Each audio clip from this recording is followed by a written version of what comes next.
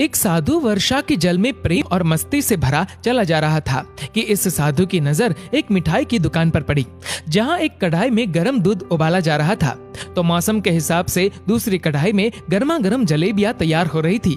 साधु कुछ क्षणों के लिए वहां रुक गया। शायद भूख का एहसास हो रहा था या मौसम का असर था। साधु हलवाई की भट्टी को बड़े गौर से देखने लगा। साधु कुछ खाना चाहता था, लेकिन साधु की जेब ही नहीं थी तो पैसे भला कहां से होते। साधु कुछ पल भट्टी से हाथ सेकने के बाद चला ही जाना चाहता था कि नेक दिल हलवाई से रहा न गया और एक प्याला गर्म दूध और कुछ जलेबियां साधु को दे दी। साधु ने गर्म जलेबियां गर्म दूध के साथ खाई और फिर हाथों को ऊपर की ओर उठाकर हलवाई के लिए प्रार्थना की, फिर आगे चल दिया। साधु बाबा का पेट भर चुका था। दुनिया के दुखों से बेपरवाह वे फिर एक नए जोश से बारिश के गंदले पानी के छींटे उड़ाता चला जा रहा था।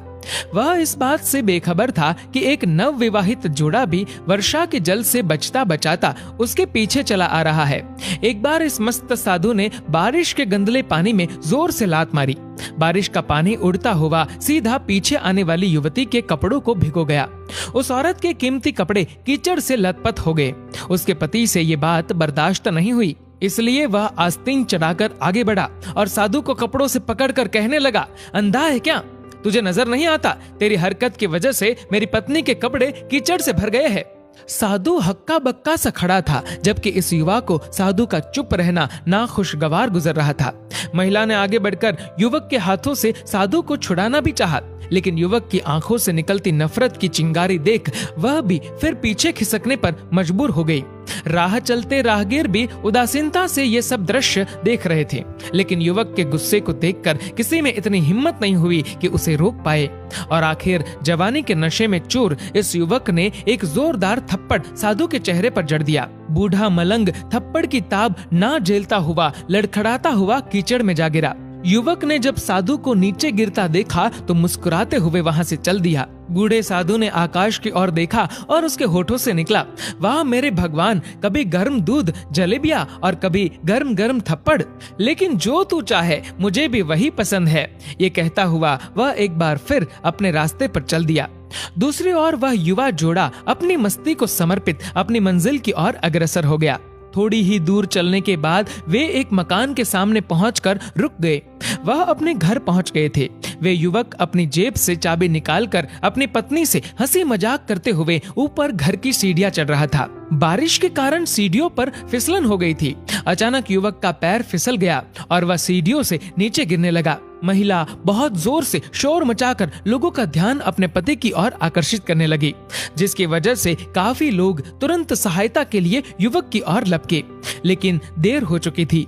युवक का सर फट गया था और कुछ ही देर में ज्यादा खून बह जाने के कारण इस नौजवान युवक की मौत हो गई। कुछ लोगों ने दूर से आते साधु बाबा को देखा तो आपस में कानाफूसी होने लगी कि निश्चित रूप से इस साधु बाबा ने थप्पड़ खाकर युवक को श्राप दिया है, अन्यथा ऐसे नौजवान युवक का केवल सीढ़ियों से गिरकर मर जाना बड़े अचंभे की बात लगती है। कुछ मनचले युवकों ने ये बात सुनकर साधु बाबा को घेर लिया। एक युवक कहने लगा कि आप कैसे भगवान के भक्त हैं, जो केवल एक थप्पड़ के कारण युवा को श्राप दे बैठे। भगवान के भक्त में रोष व गुस्सा हरगिज नहीं होता। आप तो जरा सी असुविधा पर भी धैर्य न रख सके। साधु बाबा कहने लगा, भगवान की कसम, मैंने इस युवा को श्राप नहीं दिया। अगर आपने श्राप नहीं दिया तो ऐसा नौजवान युवा सीढ़ियों से गिरकर कैसे मर गया? तब साधु बाबा ने उन सब से एक अनोखा सवाल किया कि क्या आप में से कोई इस घटना का चश्मदीद गवाह है?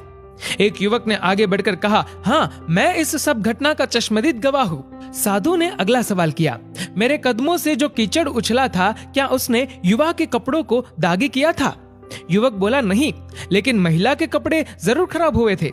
साधु ने युवक की बाहों को थामते हुए पूछा, फिर युवक ने मुझे क्यों मारा? युवक कहने लगा, क्योंकि वह युवा इस महिला का पति था और यह बर्दाश्त नहीं कर सका कि कोई उसकी पत्नी के कपड़ों को गंदा करे, इसलिए उस युवक ने आपको मारा। युवक की बात सुनकर साधु बाबा ने एक जोरदार ठहाका बुलंद किया और यह कहता हुआ वहां से विदा हो गया, तो भगवान की कसम, मैंने श्राप कभी किसी को नहीं दिया, लेकिन कोई है जो मुझसे बहुत प्रेम करता है। अगर उसका यार सहन नहीं कर सका तो मेरे यार को कैसे बर्दाश्त होगा कि कोई मुझे मारे। और मेरा यार इतना शक्तिशाली है कि दुनिया का बड़े से बड़ा राजा भी उसकी लाठी से डरता है। उस भगवान की लाठी दिखती नहीं और आवाज भी नहीं करती, लेकिन पड़ती है तो बहुत दर्द देती है। हमारे कर्म ही हमें उसकी लाठी से बचाते हैं, बस कर्म अच्छे होने चाहिए।